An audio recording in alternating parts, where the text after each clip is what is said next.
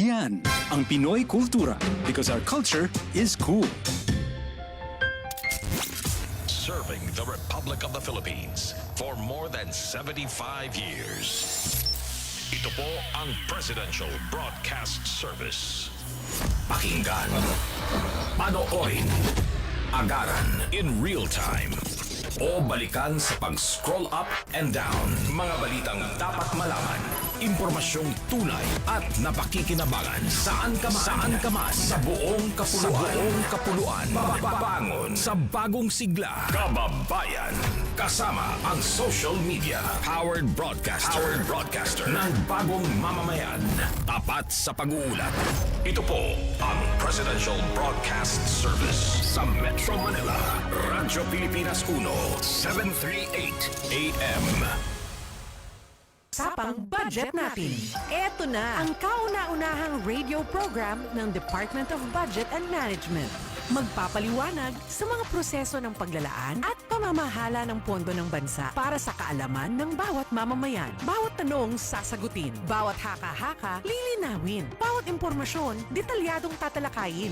Usapang budget natin kasama sina DBM Undersecretary Goddess Hope Libiran at R. Vargas dito sa Radyo Pilipinas 738 AM.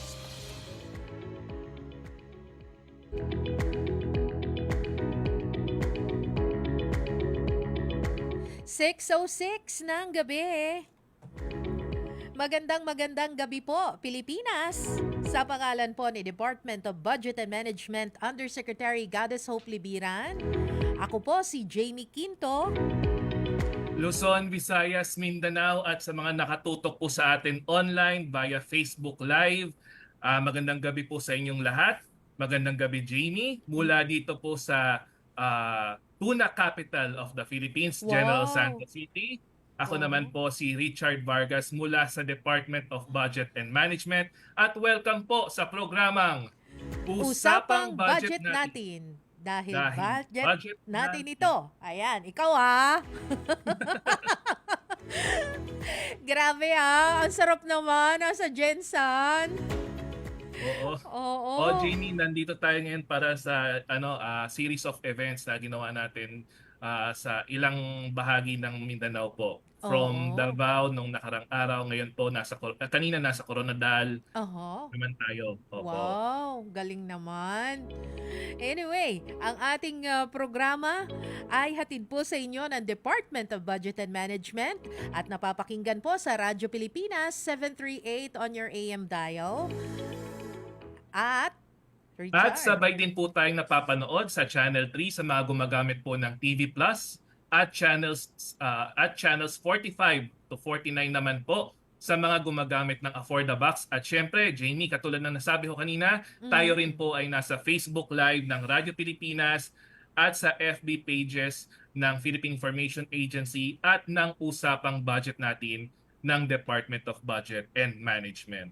Tama ka dyan. At syempre, punong-puno po tayo sa balita at impormasyon. Ang programa natin ngayon ay makakasama natin, Richard, mamaya. Live na live dito sa ating studio. Si Director Gina Brillantes ng Department of Budget and Management. Pero bago yan, narito po muna ang ating Budget News. Usapang budget natin. Budget News.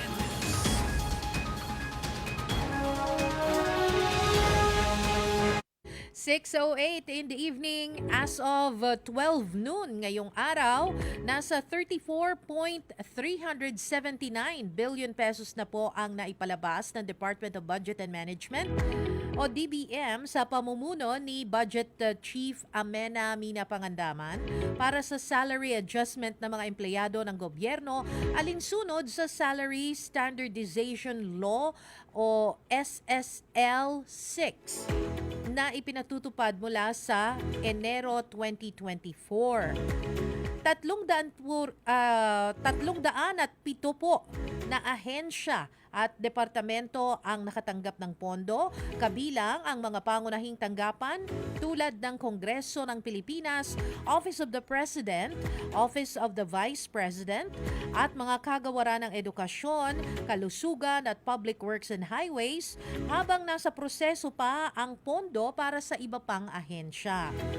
Ito'y upang matiyak ang transparency sa pagpapalabas ng pondo na inilunsad ng DBM. Ang Salary Standardization Law 6 Dashboard ay isang online tool na nagbibigay ng real-time na impormasyon tungkol sa mga budget releases para sa sahod ng kawani ng gobyerno. Maaari na itong ma-access sa opisyal na website ng DBM na www.dbm.gov.ph. Ang salary increase ay retroactive mula Enero 2024, kaya't inaasahan ang mabilis na pamamahagi ng salary differential sa mga empleyado ng national government agencies sa lalong madaling panahon. Ang pagtaas ng sahod ay naglalayong magbigay ng mas competitive na kita sa mga kawani ng gobyerno nang naaayon sa kasalukuyang market standards. 6:10 ng gabi. Binigyang linaw po ng Department of Budget and Management ang mga maling impormasyon at ulat online patungkol po sa umunoy pagbawas ng coverage sa mga benepisyo ng Philippine Health Insurance Corporation o PhilHealth ngayong 2024. Mariing pinabulaanan ng Department of Budget and Management ang ilang mga pahayag online na nagsasabing binawasan di umano ng DBM ang coverage ng 30 million contributors ng PhilHealth. Hindi maaaring magtanggal ang DBM ng PhilHealth coverage o bawasan ang bilang ng mga miyembro nito dahil sumusunod lamang ang ahensya sa kung ano ang nakasaad sa inaprobahang Fiscal Year 2024 General Appropriations Act o GAA. Sa isang pahayag, binigyang linaw mismo ng PhilHealth ang mga kumakalat na ulat patungkol po dito. Sa isang official statement, sinabi ng PhilHealth na lahat ng Pilipino bilang mga automatic na miyembro ng National Health Insurance ay makasisigurong eligible o karapat-dapat na makakuha ng health insurance benefits anumang oras na kailangan nila ng medical treatment sa anumang accredited na health facilities sa bansa. Ayon po sa DBM, ang PhilHealth ay may sapat na pondo upang magpatuloy sa pagbabayad ng claims ng mga miyembro nito na mayroong higit 500 bilyong investable funds na maaari namang i-utilize ng Philippine Health Insurance Corporation o PHIC para suportahan ang universal health care. Dagdag pa rito, sinabi ni PhilHealth President Emmanuel Ledesma na inaasahan ang pagtaas ng benepisyo ng hanggang 50% ngayong taon. Nihikayat naman ang ahensyang publiko na maging mapanuri sa mga impormasyong nakikita sa social media at iwasan ang pagpapakalat ng fake news na nagdudulot ng takot at kalituhan.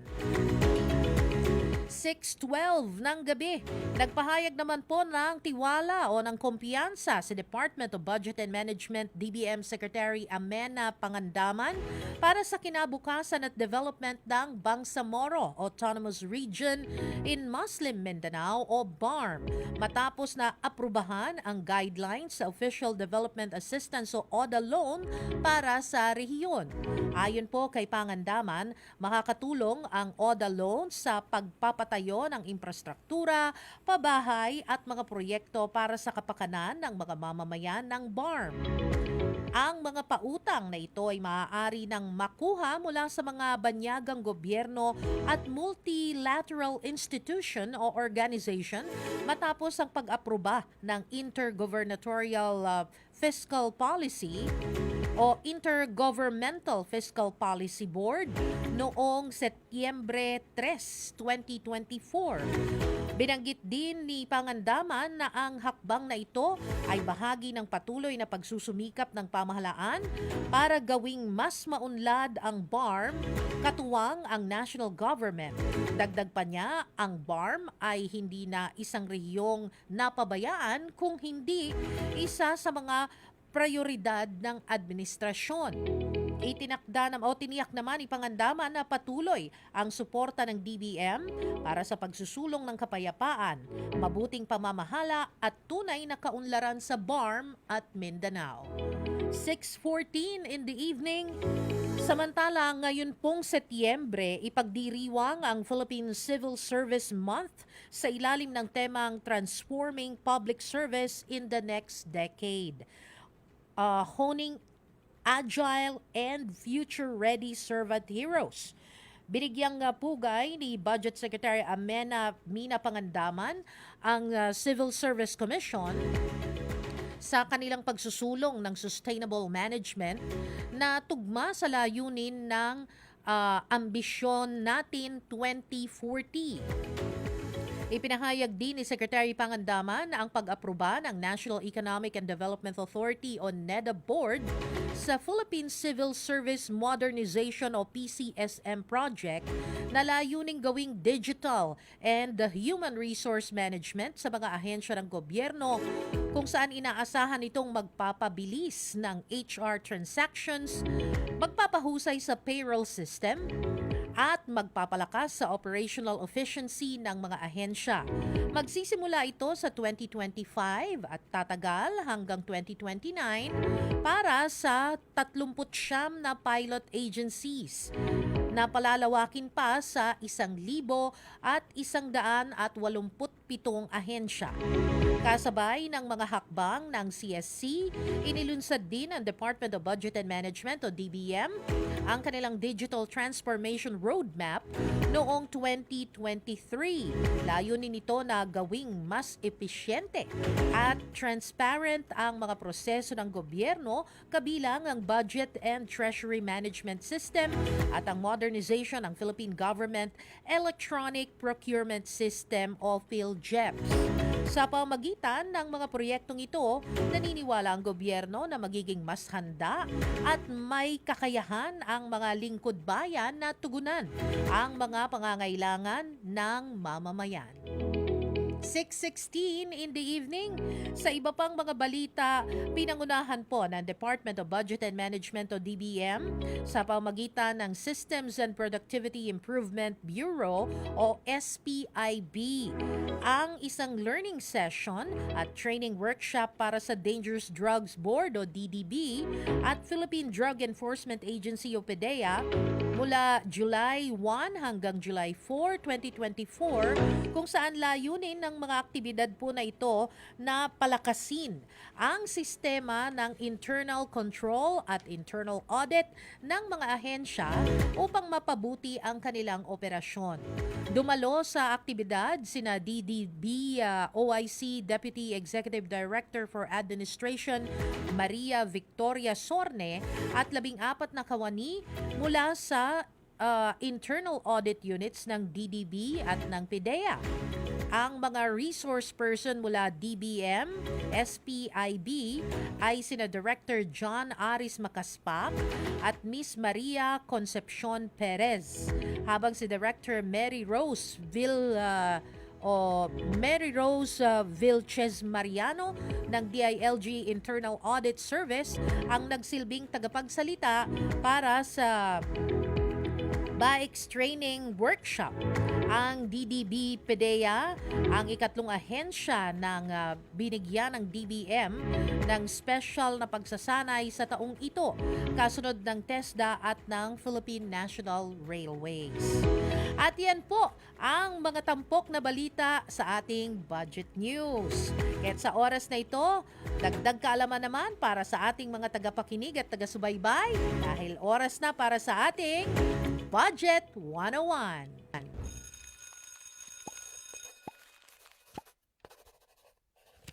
Hello, Budget Peeps! May magandang balita ako para sa inyo. Mas mapapadali na ang pagkakaroon ng access sa real-time data, reports, at mga komprehensibong impormasyon tungkol sa national budget. Ito ay sa papamagitan ng National Expenditure Program Budget Dimensions Dashboard na inilunsad ng Department of Budget and Management. Paano nga ba ito makakatulong sa bukas na pamamahala ng national budget? Tara, alamin natin yan dito sa Budget 101. Sa overview dashboard pa lamang ng NEP Budget Dimensions Dashboard, makikita na ang kabuuang national budget. Makikita din ang mga project allocations, operating units, sub-objects at ang halaga ng pondong ibinabahagi sa bawat rehiyon sa bansa.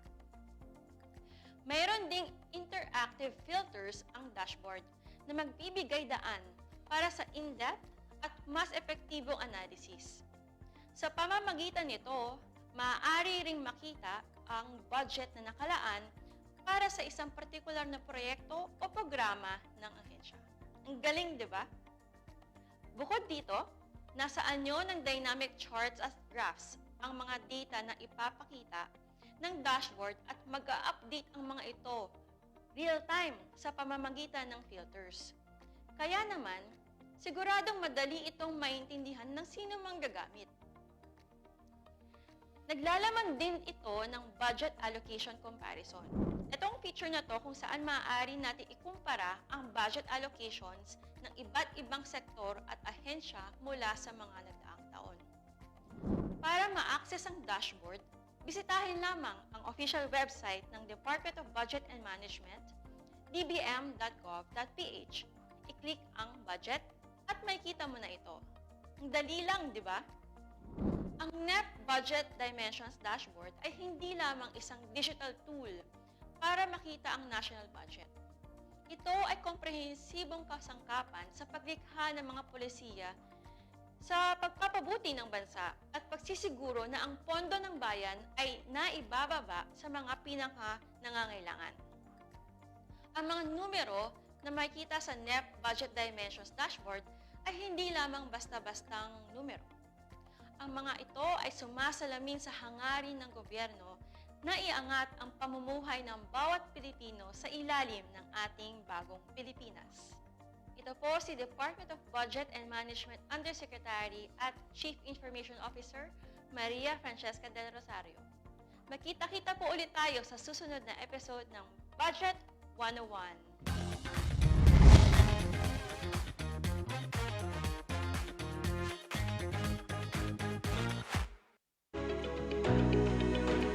At inyo pong napanood ang Budget 101 kung saan ay ang pinag-usapan po tungkol sa National Expenditure Program o NEP.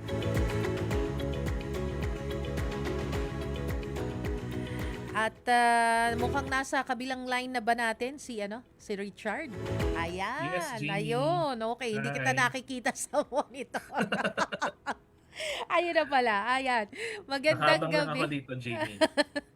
Oo nga. So, alam mo, Richard, isa na namang makabuluhang talakayan yung pinag-usapan tungkol dito sa National Expenditure Program o NEP Budget Dimension Dashboard na inilunsad nga ng Department of Budget and Management. Para sa kaalaman po ng ating mga kababayan, ito po ay isang digital tool na naglalayong mapadali ang pagkakaroon ng access sa real-time data, report at mga komprehensibong impormasyon patungkol sa national budget. At makikita rin dito ang mga project allocations, operating units, sub-objects at ang halaga ng pondong ibinabahagi sa bansa. Kabilang po rito yung budget na nakalaan sa isang partikular na proyekto o programa ng ahensya. Ay, maganda yan. Tama ka Oo. dyan, Jamie. Napakaganda ng dashboard na ito dahil bukod pa dun sa mga nabanggit mo kanina, naglalaman din ito ng budget allocation comparison feature kung saan maaari nating ikumpara ang budget allocations ng iba't ibang sektor o ahensya mula sa nagdaang taon. Ito ay hindi lang isang digital tool, Jamie. Ito rin ay isang komprehensibong kasangkapan sa paglikha ng mga polisiya sa pagpapabuti ng ating bansa at pagsisiguro na ang pondo ng bayan ay naibababa sa pinaka nangangailangan. Tama. Muli po, bisitahin na lamang natin ang official website ng Department of Budget and Management, www.bbm.gov.ph, at i-click ang budget para makita po ito. At again, salamat po kay Undersecretary Sasa Del Rosario sa paghatid sa atin ng magandang balitang ito. At yan po ang bagong kaalaman na hatid sa atin ng Budget 101 linggo-linggo. At wag po kayong bibitiw dahil ang susunod na po, no, ang segment po natin na Budget Matters. At alam mo, Richard, at mga kaibigan, mga kasama po natin ang director ng DBM, si Director Gina Brillantes. Tutok lamang Yes. po at magbabalik ang usapang budget natin makalipas po ang ilang paalala.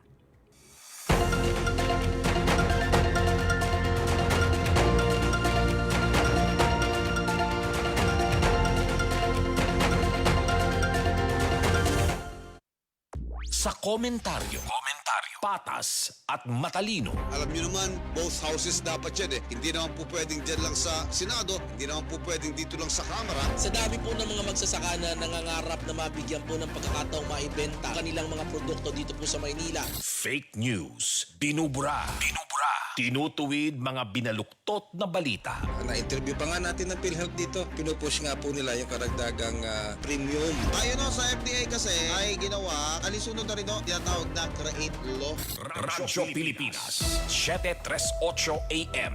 Sa balita't impormasyon, tapat sa pag-uulat. Go and go and 1, 2, 3, push, pull, slide. Huh? Anong nangyari? In-overwork mo ata lahat ng gamit mo. Nakakasira na ito ng appliances. Maaari ka pa magdulot ng sunog. Mag-overtime pa ang gastos mo sa kuryente. Oh yeah! Para maiwasan ang kahit anumang sakuna, huwag pagsabay-sabayin ang mga nakasaksak, lalo kung magkakatabi ang mga ito. Mas mabuti na ang maingat. Be productive, not counterproductive. Laging tandaan, sa pagkonsumo ng kuryente, you have the power. Oh yeah! Work it, baby! Work it, baby! Para sa karagdagang impormasyon at energy-saving tips, hanapin ang Department of Energy sa Facebook o bisitahin ang doe.gov.ph. This is a public service announcement by the Department of Energy in partnership with the Presidential Communications Office and Radyo Pilipinas.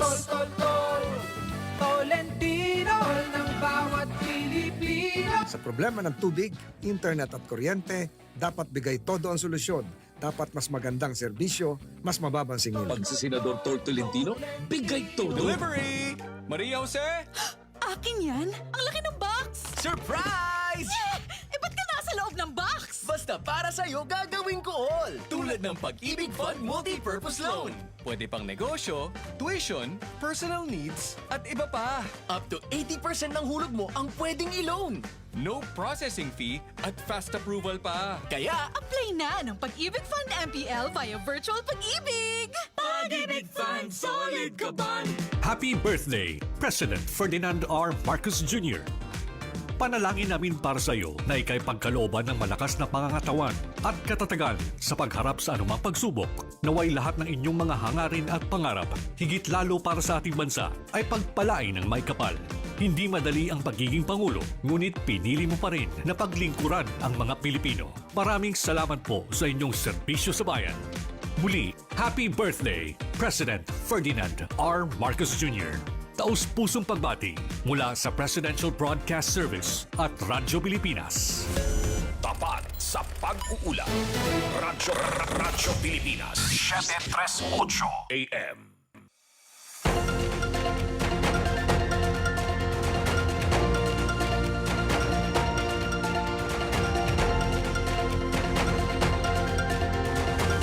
Po ang ating oras. And welcome back sa ating programa. Kayo po ay nakatutok sa usapang budget natin. Sa pangalan po ni DBM Undersecretary Goddess Hope Libiran, ako po si Jamie Quinto.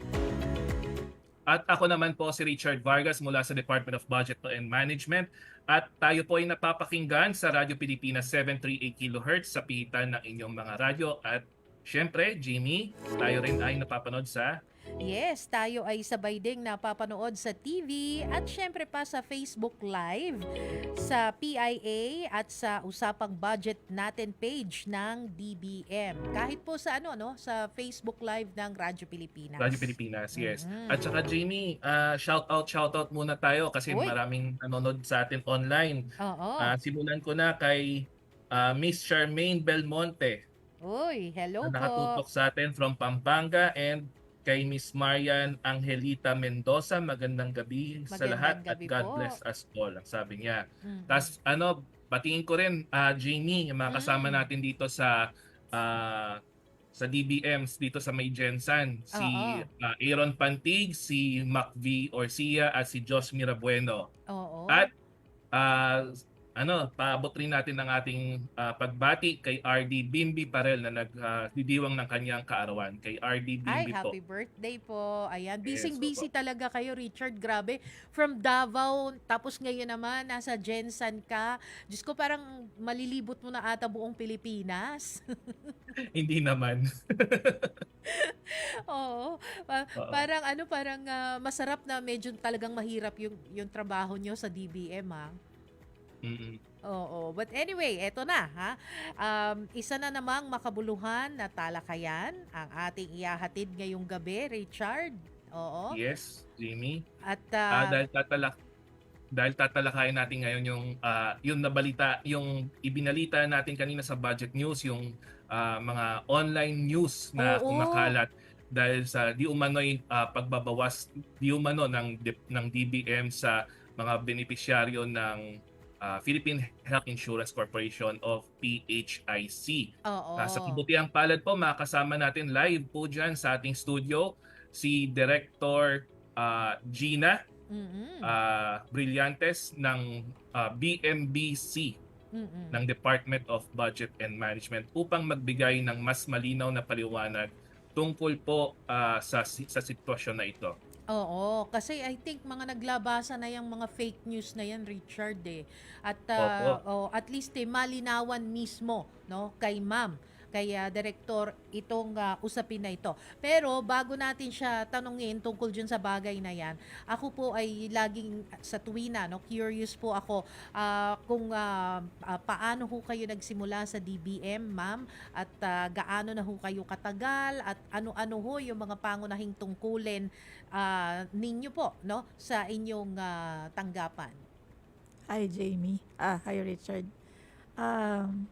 Ako po ay pumasok sa DBM noong 1985. Actually, first job ko po ang DBM. First and last.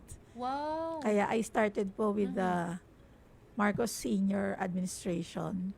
And I'm ending my career in government in the Marcos Junior Administration. Wow, So talagang from one very Marcos, significant. So from one Marcos to the Sun. Oo. Kaya I have been with the DBM for almost 40 years. Ay, ang galing. So, ako po ang pinakamatandang empleyado ng DBM sa ngayon. kaya gano'n na po katagal. And the bureau that I had, yung BMBC po, kami po ang in charge sa budget ng mga government corporations. Lahat po ng government corporations, 84 po yan. Tapos, yung budget din po ng Office of the President, Office of the Vice President, Congress of the Philippines, lahat po ng constitutional offices, yan po ang Civil Service, COMELEC, and COA. Bukod pa po dun sa mga ibang other executive offices, including po yung kung saan naka-attach ang Radyo Pilipinas, ang PCO. Kami din po ang nag-handle ng PCO.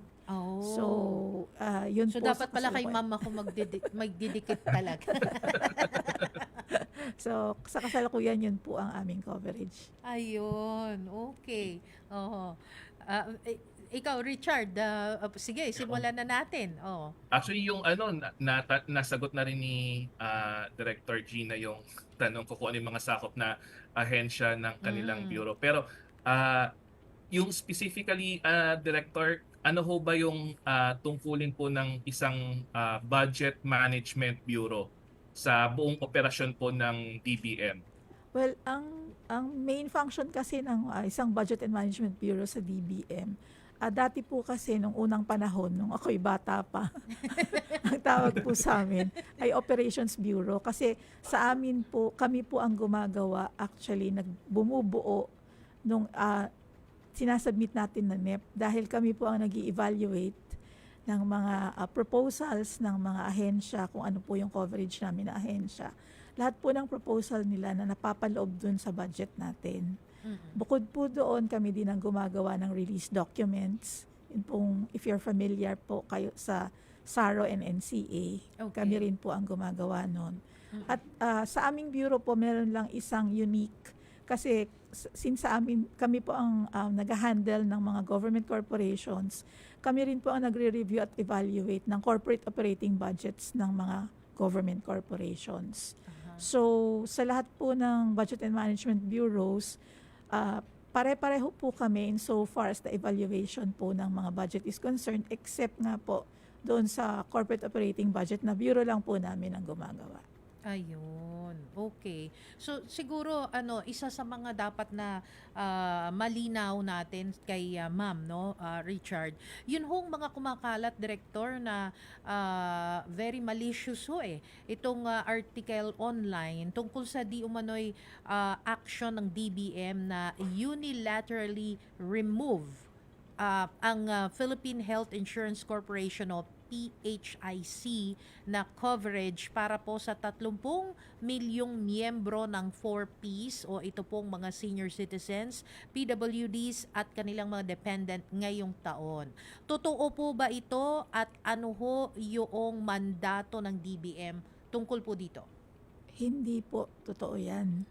Ma'am, pakiulit po para at least malinaw na malinaw. Yan po ay malaking kasinungalingan. Ayun. Hindi po yan totoo. Kasi yun pong, Bakit po, Director? Kasi yun pong term na unilaterally removed, tinanggal, dahil lang sa kagustuhan ng DBM. Hindi po yan totoo. Kasi ang DBM po, sinusunod lang po natin kung ano yung nakasaad dun sa 2024 GAA. Ngayon, since nagkaroon po ng pagbabawas from the NEP to the GAA, kinakailangan din pong mabawasan yung mako-cover na mga tinatawag pong indirect contributors. Now, kahit na po nagkaroon ng pagbabawas, hindi po ibig sabihin nun, hindi na sila mako-cover ng health insurance, ng PhilHealth, ng PHIC. Kasi ang nakalagay naman po sa batas, yung Universal Healthcare Act, lahat ng Pilipino, wala pong lahat. Kung ikaw ay Pilipino, kahit saan ka pang nandun sa Pilipinas, covered ka ng health insurance.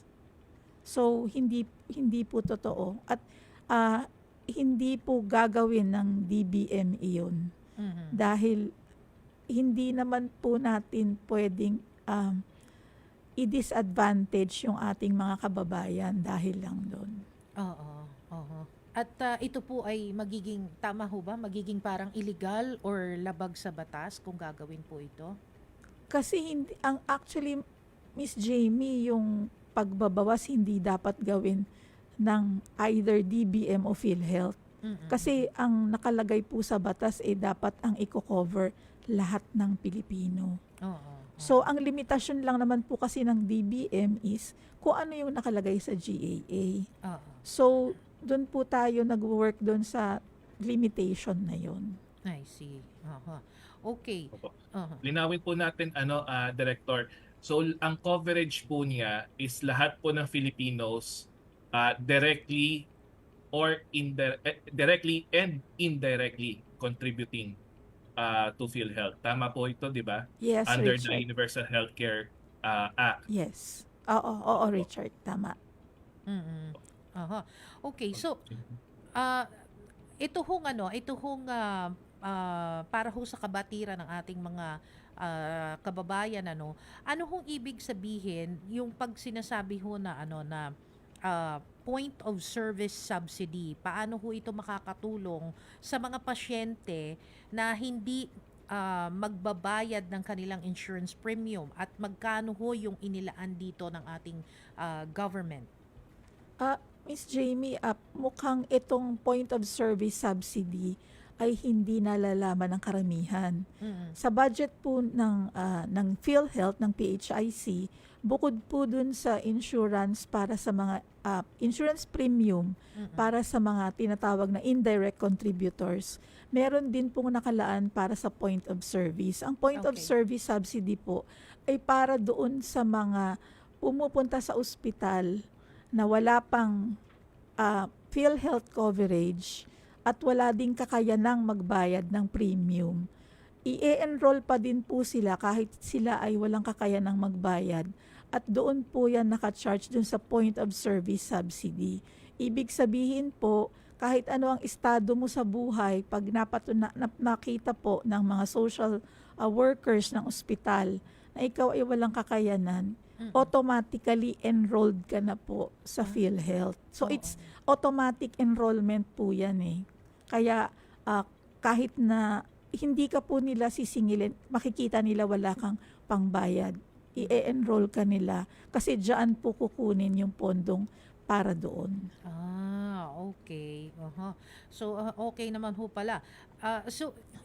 Yun hong hindi ko alam kung naitanong na po ito, no, pero magkano ho yung inilaan ng DBM, no, sa mga beneficiaryo po sa ilalim po ng 2024 NEP na isinabmit po sa Congress? Para Miss Jamie, doon sa point of service, naglaan tayo ng mahigit 1 billion para sa point of service. Sa 2025, meron din po tayong inilaan na 1.8 billion para din po sa point of service. Kaya wala pong dahilan para mag-alala ang ating mga kababayan na sila ay hindi mako-cover ng health insurance. Ayun. So tuloy pa rin ho yung coverage. Yes. Oo. Yes, Miss Jamie. Jamie? Oo. Ako naman may maiba ako ng topic kay Director Gina.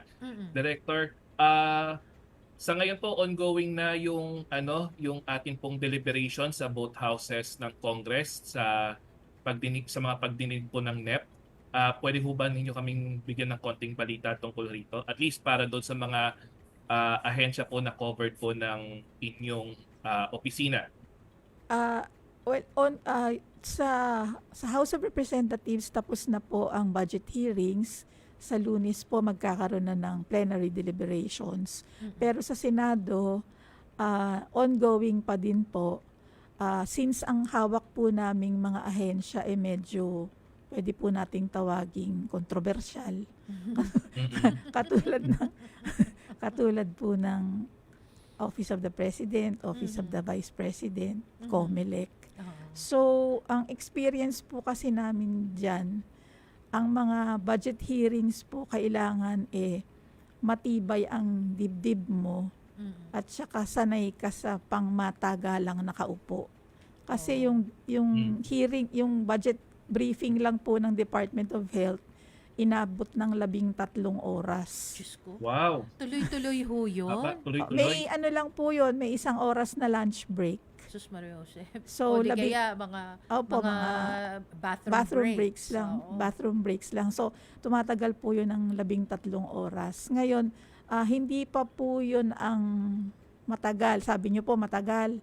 Pagdating po sa plenaryo, yung magsisimula po sa Lunes, minsan po yan inaabot ng hanggang madaling araw. Wow.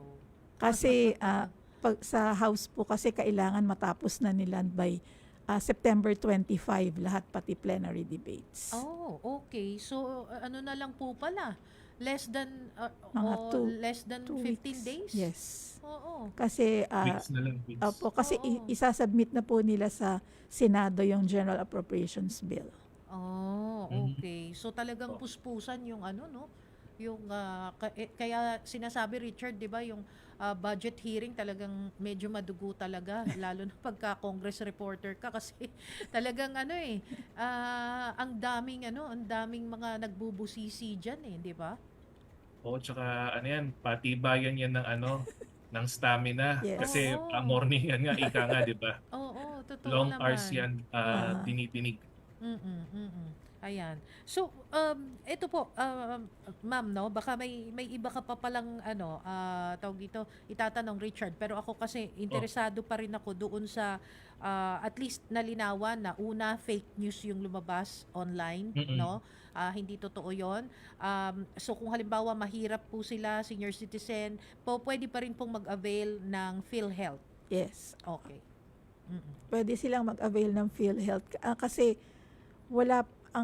parang ang sasabihin po natin, wala pong sinisino yung enrollment sa PhilHealth. Ayun. Kaya nga po may tinatawag na direct contributors. Ang direct contributors po, ito yung mga employed, yung katulad po natin. Tama. Na may hanap buhay. Yung indirect contributors, ito po yung mga 4Ps beneficiaries, mga senior citizen, mga PWD. Ayan. So, covered po lahat. Ayun. Okay. Director, baka po meron po kayong mensahe para sa ating mga kababayang nanonood at nakikinig. Pati po kung may gusto Kung may po kayong pa-shoutout. batiin o shout out. Yan po. Makasama po natin sa DBM. Go ahead po, Director. Thank you, Richard. Ang mensahe ko lang sana sa mga kababayan nating mga Pilipino, wag po ninyong paniniwalaan yung mga balitang lumalabas tungkol sa PhilHealth. Nandito po ang gobyerno para tulungan lahat ng nangangailangan. Hindi lang naman po PhilHealth ang ating tinutulungan. Ang kakambal po nun ay yung tulong na binibigay sa DOH. So, pumunta lang po kayo sa doktor, pumunta po kayo sa ospital, magpatingin po kayo. Kung kayo po'y walang kakayanang magbayad, hindi po kayo kailangang magbayad.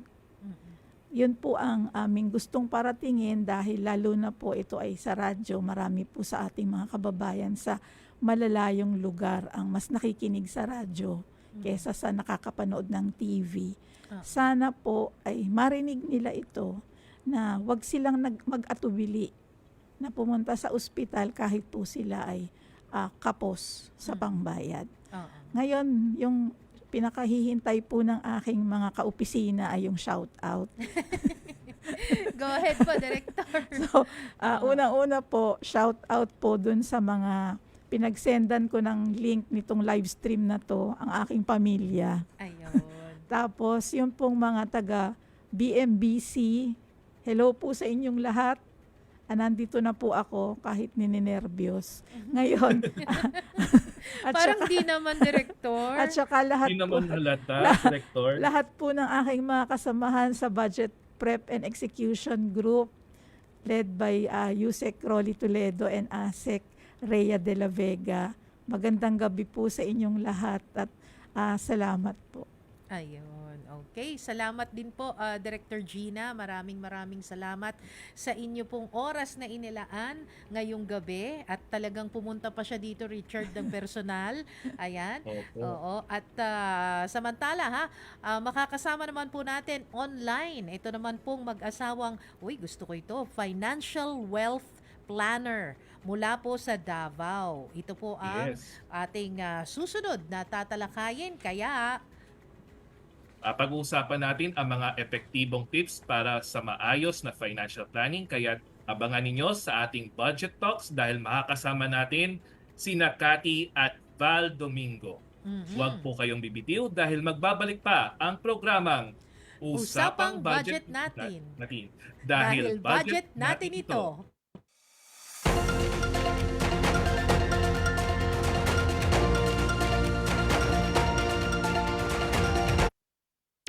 Sa pagbabalita, tamang impormasyon ang inyong makukuha. Patuloy ang pagbabalakas ng Bureau of Soils and Water Management. Pangulong Ferdinand R. Marcos Jr. nais na maging no-bully zone. Katayo ng housing development sa Camp Abu Bakar. Totoong balita sa gitna ng bawat kaganapan. Patuloy pa rin ang paghahatid ng tulong ng Department of Dedicated din niya ang NTF-LCAC na isulong ang transparency. na naisilbi ng mga tauhan ng Criminal Investigation and Detection Group. Radyo Pilipinas, 7:38 AM. Sa balita't impormasyon, tapat sa pag-uulat. Sa bawat tatak ng stars sa kamay ng bata, bagong kaalaman ang inyong ibinigay. Bawat proyekto at exam na kanilang naipasa, ito'y bunga ng itinuro ninyong pagsisikap at pagtsatsaga. Sa bawat iyak na kasunod ng mababang grado, Kayo ang kanilang gabay para huwag sumuko. Higit pa sa mga natutunan sa libro at markang natamo, kayo ang humuhubog sa pagkatao at kinabukasan ng ating kabataan. Ngayong National Teachers Month, we celebrate your dedication, passion, and hard work. Thank you at pagpupugay sa lahat ng teachers and educators. Mula sa Presidential Broadcast Service at Radyo Pilipinas. Kayo po ay nakikinig sa Radyo Pilipinas. Radyo Pilipinas, 738 AM. Paliwanag mo sa tao na hindi totoo yan. Dahil ang totoo, yung totoo ang dapat ninyong malaman. Nagkalat sa internet ang fake news o mali at fake news. Tinatakot niyo yung tao. What they are doing is creating panic. We say no. Yung pagkalat ng fake news. And some of it's dangerous. Sana iwasan po natin pag-spread ng fake news. At di magpapakalat ng disinformation at misinformation ang kasulukuyang administrasyon. Stop telling us fake news because you're wrong. Para sa totoo at mapagkakatiwalaang mga balita at impormasyon, Radyo Pilipinas. Sa paggunita ng Childhood Cancer Awareness Month, ibinahagi ni Pangulong Ferdinand R. Marcos Jr. ang pagsasagawa ng equipment upgrades sa Philippine Children's Medical Center para sa detection, diagnosis at treatment ng mga batang may cancer. The newly installed diagnostic imaging machines, the 3 Tesla MRI, the 128-slice CT scan, and the dynamic DER X-ray machine. They're not just shiny new machines, new technologies. They are lifelines. They allow us to diagnose more quickly, treat more effectively, and give every child a fighting chance. As early cancer diagnosis and prevention of treatment delays can significantly improve the quality of life for children with cancer, a precise diagnosis is crucial.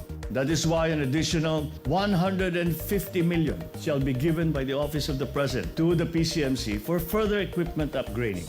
Ayon sa Pangulo, ang mga ngiti ng bawat batang lumalaban sa naturang sakit ay nagbibigay ng tapang at lakas para wag sukuan ang anumang pagsubok. Every child who battles cancer, every family that stands with them, teaches us a powerful lesson that life, no matter how fragile, is always worth fighting for.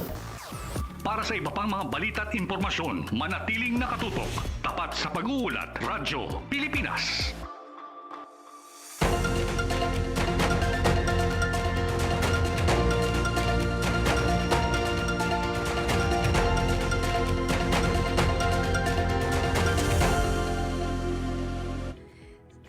.51 ang ating oras. Welcome po sa Palatuntunan. Kayo po ay nakatutok pa rin sa usapang budget natin. Sa pangalan pa rin po ni DBM Undersecretary Goddess Hope Libiran, ako po si Jamie Quinto. At ako naman po si Richard Vargas. Isa na naman pong interesting segment, Jamie, ang ating hatid ngayong gabi. Dahil makikipagkwentuhan po tayo, hindi lang isa, Jamie, kundi dalawa. Oo. At sila po ay mag-asawa na puno, I'm sure puno ang ating maging diskusyon dahil sa kanilang mga kaalaman at experience at tips na ibabahagi nila sa atin pagdating po sa financial planning at budgeting. Oo. Kaya Jamie, simulan na natin. Oras na para sa ating Budget Talk. Usapang budget natin. Budget Talks. Mapalad po tayo dahil nabigyan tayo ng pagkakataon na makasama ang power duo pagdating po sa financial planning. Thank you po for joining us at sa usapang budget natin, Mr. and Mrs. Val Domingo. Hello, good evening. Good evening po sa inyo. Thank you for having us. Opo, maraming salamat din po.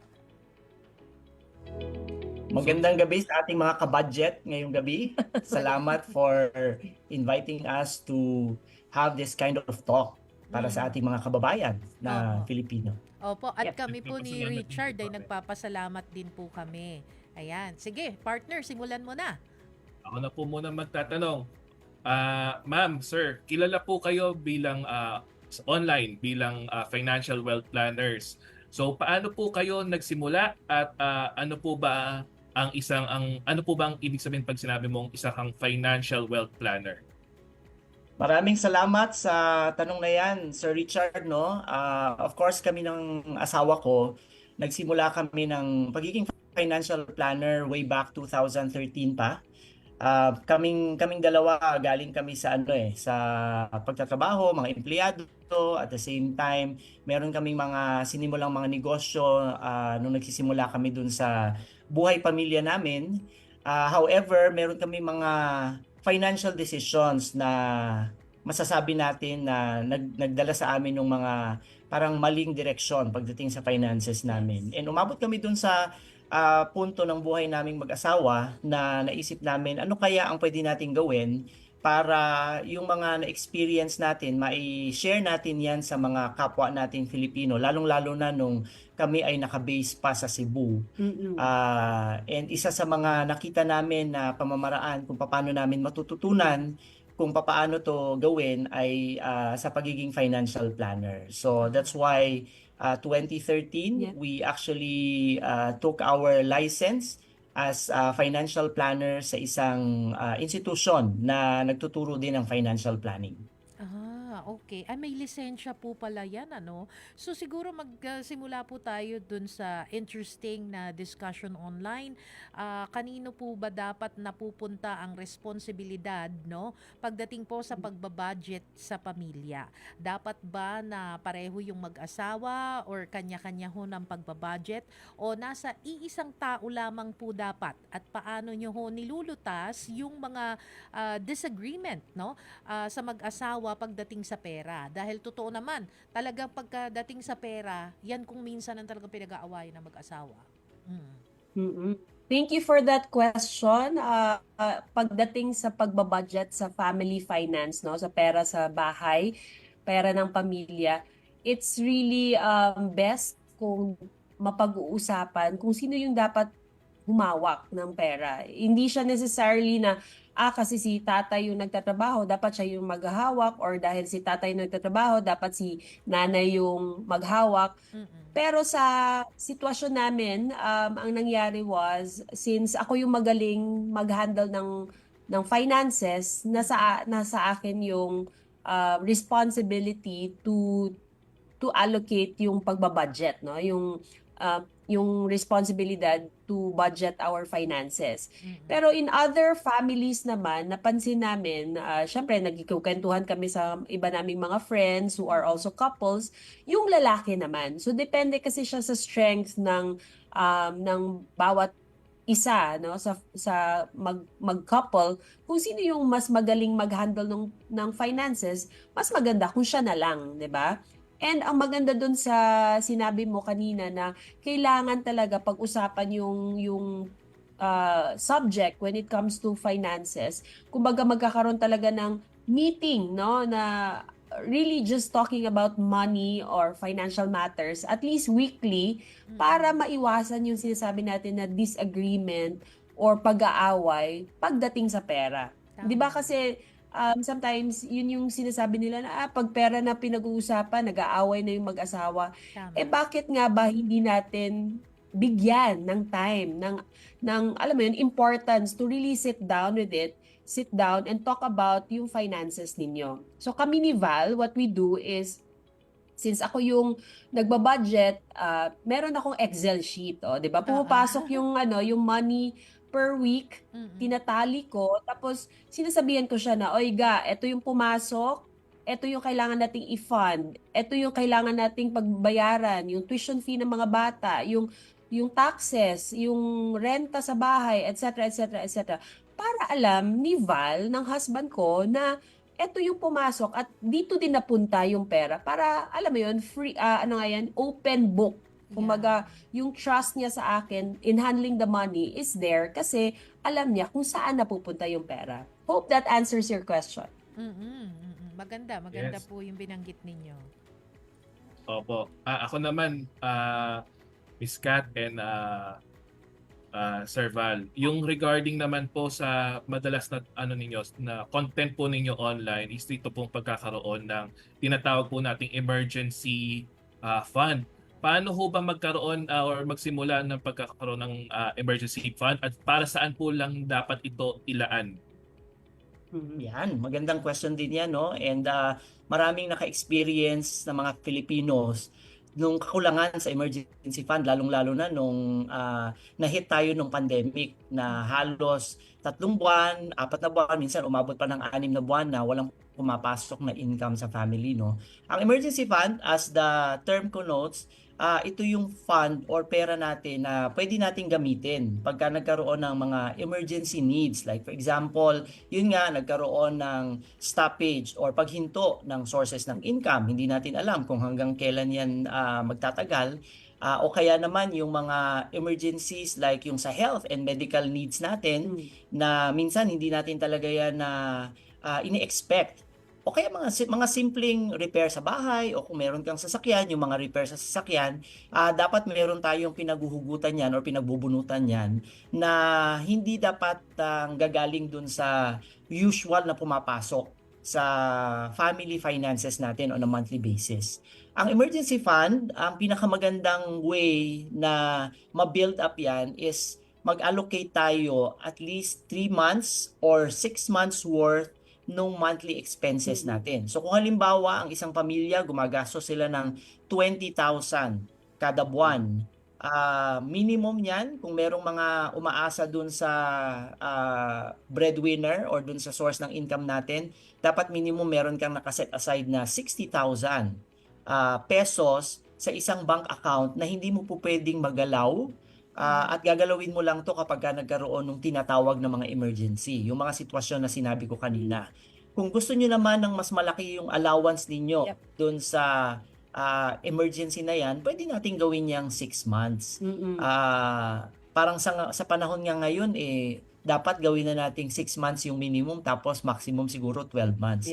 And hindi naman yan kailangan na isang bagsakan na i-set aside. Dapat i-set aside yan ng pakonti-konti just by setting aside a percentage nung kinikita natin buwan-buwan. Kapag ginawa natin to, at least nabibuild up na rin natin yung habit of savings. So ang purpose is really to set aside money for the emergency fund, but ang pinaka long-term purpose nito is nakakabuo tayo ng habit by being consistent in setting aside money for that particular need. Ayun, oo. Oo, maganda yung mga binabanggit ho ninyo. Pero dun po sa mga kababayan naman ho natin na plano hong mag-retire.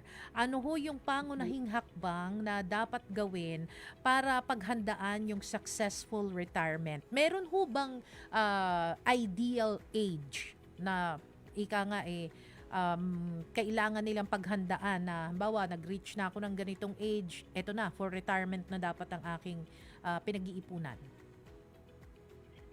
Very good question, and ang pinakasagot namin dyan is really the moment na you are starting to earn your money, the moment na meron ka ng sweldo, dapat iniisip mo na rin yung retirement fund mo. Kasi nga, kailan ka ba magsa-start mag-save para sa retirement mo? Kung kailan malapit ka na mag-retire or yung productive years mo. Kasi in our industry, in our lingo, no, yung investment, it takes time to grow. So the moment, for example, at 25, meron ka ng stable na job, and then you set aside at least a small amount, no, a percentage of your salary on a monthly basis, and then you are able to find an instrument, a vehicle wherein pwede ka makapag-save and then invest para mag-grow yung pera mo in the long term. Eventually, by the time na mag-65 ka, hindi ka na lang aasa sa SSS, pero meron ka ring additional funds na pagkukuhanan mo for your retirement. So, para sa amin, ang retirement fund, ginagawa yan while you are still productive para dahan-dahan ma-accumulate mo yung fund na yan. Pagdating ng panahon, malaki na siya, mas malaki pa siya doon sa matatanggap mo from your SSS, if meron kang SSS. Would you like to add anything? Yeah, pwede ko siguro idagdag na ang pagpa-prepare or paghahanda para sa retirement, para yung pagtatanim ng puno ng mangga.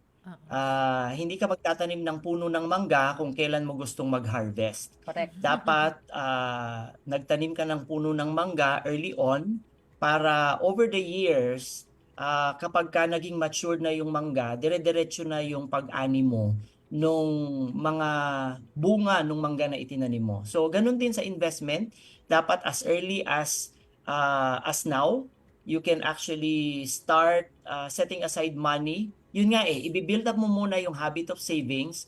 Tapos later on, kapag meron ka ng mga natutunan na pag-aralan kung paano mo papalaguin yung pera na mga isinet aside mo, then you begin to discriminate, being discriminate about the investments na gagawin mo rin so that protected din yung future mo. Kasi let's face it, lalong-lalo na dun sa mga empleyado, no? Kailangan natin talagang paghandaan yung inevitable na point na magre-retire tayo. And hindi natin pwedeng iasa lang dun sa government pension, although makakatulong siya. We also need to find ways in order for us to sustain our life even after yung productive years natin in working. Opo, ako naman po, isa sa mga content po ninyo online, very vocal po kayo in sharing doon po sa naging story po ninyo nung kayo po ay nabiktima ng isang scam. Opo, very vocal po kayo sa mga content po sa TikTok, yan, napapanood po natin. Paano po kayo nabiktima noon at paano po ninyo ito nalampasan? Ano po yung mga mahalagang aral po na inyong natutunan na gusto po ninyong ibahagi sa ating mga tagapakinig or mga nanonood para rin po sa kanilang kaalaman? Thank you for checking us out sa TikTok, Richard, ha? Nanonood ka pala sa aming content. Oo naman po. Thank you. Actually, yun nga, the reason why nagkaroon din kami ng purpose to really teach more Filipinos about financial awareness kasi nga nagkaroon kami ng financial mistakes, no? Marami kaming financial mistakes. Pero yung pinakamalaking financial mistake na experience namin was we got into a double your money scheme, no? Way back 2009 or 2010, wherein lahat ng savings namin sa pagtatrabaho ni Val from the US, being a caregiver, a carpenter, nilagay namin doon. So, before kasi, hindi talaga kami risk taker in terms of nag-i-invest kami, parati lang talaga sa bangko namin nilalagay yung pera namin. Tapos, lo and behold, may lumapit sa amin na kakilala, trusted friend, and dun tayo nadadali sa mga trusted friends, sa mga relatives natin, kasi baka sila din, hindi rin nila alam kung ano yung proper investment, no? Hindi natin alam kung ano ba talaga yung tamang investment. So dahil nga sa trust namin dito sa kaibigan namin, nilagay namin lahat nung kinita ni Val sa US, thinking na magkakaroon nga kami ng magiging bigger returns ng aming income kasi double your money, may cheque-cheque pa na ganon. So it sounded very legit, no? Legit talaga siya, merong SEC, merong cheque and everything, pero after 2 to 3 months, nag-bounce na yung check at hindi na namin na-recoup yung investment namin. Naku. So, ang pinaka-lesson namin doon, being a very hard lesson or mataas yung tuition fee na binayaran namin to get that lesson was, number 1 is always research and make your due diligence, especially pag sinasabi na nilang walang risk itong investment na to. Yan, no? Or it's too good to be true, then it may be really too good to be true. Baka hindi talaga siya totoo, no? Kasi nga, ang galing naman, grabe, no? Yung i-double your money, ilalagay mo lang yung pera, walang kahirap-hirap. Tapos hindi mo pa alam kung saan ini-invest. So, yun pa lang, no, due diligence, kailangan you have to do your due diligence kung saan mapupunta or ano yung investment na yan. Number 2 is pag sinabi na no risk or low risk, hindi totoo yan. Kasi lahat ng investment, lalo na pag sinasabi na higher return or high return, high risk po talaga yan, no? Whether it's even in Forex, in crypto, high risk sila, pero high returns din. That's why they always tell you, you only invest the money you are willing to lose. No? Paano tayo, 'di ba? Kung ordinaryong Pilipino, minsan yung iba sa kagustuhan na talagang lumaki yung investment nila, wini-withdraw yung mga retirement fund nila sa mga companies nila, or even sinasangla yung lote, yung house and lot, just to make sure na makapag-invest sila.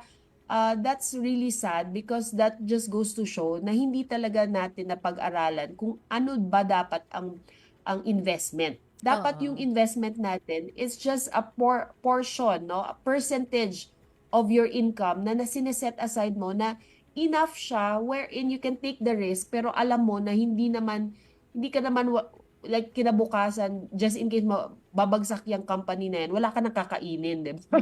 Parang ganon. Ikaw naman, Val. Actually, nasabi mo na lahat, no? Ang pinaka-importante lang talaga is yung pag-aralan kung ano yung mga investment na papasukan. And during those times na scam kami, sa totoo lang, yun yung panahon na hindi pa namin alam kung ano yung mga pasikot-sikot pagdating sa finances, pagdating sa mga investments, and that is also one of the reasons why nag-decide kami na pag-aralan siya para maituro namin, because that is actually based on our experience. And katulad ng sinabi ni Kathy, medyo mahal na tuition fee yan para sa amin na maituro sa mga tao na sumusubaybay sa amin. But nevertheless, we took on the challenge because we know that we have something to give in terms of advice and suggestion dun sa mga taong lumalapit sa amin. I see. Yan, Jamie. Oo. Yes.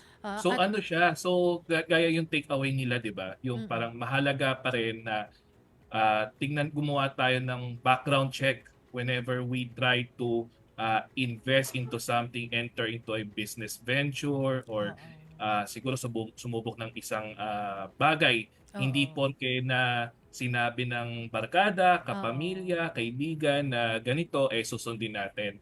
Dapat, yun nga, katulad na sinabi ni Miss Cathy, kailangan may due diligence.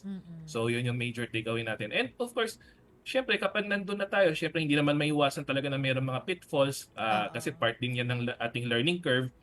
Matuto tayo kung nasaan tayo nahulog or nadapa, di ba? And then, we try to step by step bumangon kung saan tayo naiwan, di ba? Tama pa, Jamie? Tama naman, tama yan, Richard. Parang may mahuhugot ka, Char. Okay, nabanggit na nila yung tungkol dun sa money mistakes. Siguro, hingan na lang natin sila ng mensahe, no? Para doon din sa mga nakikinig sa atin na ano ba yung mga kadalasan na tinatawag na money mistakes, no? At ano ho yung maipapayo nyo? Ito, napaka-importante ito. Sa mga kaedad ni Richard, meron silang meron kayong kasabihan na YOLO, yung mga ganyan. You only live once. Ganon po. O, diba? Ano ho yung maipapayo nyo doon sa mga yon? Parang sinasabi nila, ba't naman kami pa diba? Parang, kailan namin i-enjoy yung mga kita namin? Ganyan. Kung kailan matanda na kami, parang ganon. You only live once. O, yun yung ano nila. Yeah, maraming salamat diyan sa question na yan, no? And totoo naman yang you only live once, pero meron din tayong tinatawag na yago. You also grow old. So, darating ang panahon na yung kakayanan natin to create and generate income para sa sarili natin at para sa family natin, humihina yung kapasidad na yon, lalong-lalo na kapag tumanda tayo. So, as early as now, okay naman na mag-YOLO as long as meron kang isineset aside na money para dun sa mga luho mo. And hindi mo rin pinapapabayaan yung needs mo for the future. And aside from the yago na sinabi ko, meron din tayong tinatawag na yade. You also die eventually. So, ibig sabihin, kapag umalis ka dito sa mundong ito, kailangan, kung ikaw yung primary breadwinner sa family mo, meron kang inilalaan na mag-sustain. Lalong-lalo na kung halimbawa may umaasa sa iyo na mga anak na minor de edad pa, importante na meron kang isinet aside na money para kung sakaling wala ka na dyan, para i-provide yan para sa kanila, maitutuloy yung pangangailangan nila na hindi mawawala yung lifestyle na natutunan nila because nandiyan ka. Ayun. Yeah. For me naman, another tip, no, that we can also leave with you, mensahe para sa mga Gen Zs and millennials na lalo na kumikita na kayo, it's never too early to start, no? Saving and then eventually investing. So the only way for you to know the best investment is, again, study, grow yourself, of course, mag-research kayo, and maybe seek professionals just like us to make sure na yung mga investment nyo is legit talaga yung mapupuntahan ng pera. Tama. And we always go back to, if you want to learn more or you want to grow your money, you have to learn about money. Marami tayong materials dyan sa YouTube, marami tayong books on money, marami tayong audiobook around money. So it's good also to really educate ourselves, hindi lang yung learning natin from school, but really again, create your own growth mindset around money para mas lumago yung pera natin as early as, 'di ba, the moment you start working, magandang perfect timing yan to really start saving and then eventually investing for your future. Ayan. Okay, sige po. At baka may shoutout po kayo, saan po kayo i-follow, mga ganun po.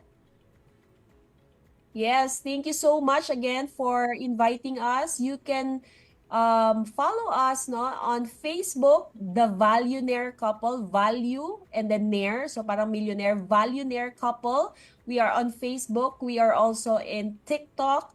At the same time, we are on Spotify, Sunday's Best with Val and Kathy for better parenting and better relationships. So you can follow us there and hopefully you can connect, send us a message, and hopefully meron kayong mga questions or topics that we can also talk about in our social media platforms. Thank you so much. Thank you. And Thank you po. maraming salamat po. Ito, may takeaway dito yung ating mga viewers. YOLO, you only live once. Yago, you also grow old. And Yade, yung nasabi kanina ni Sir Val, Yago and Yade, you also die eventually.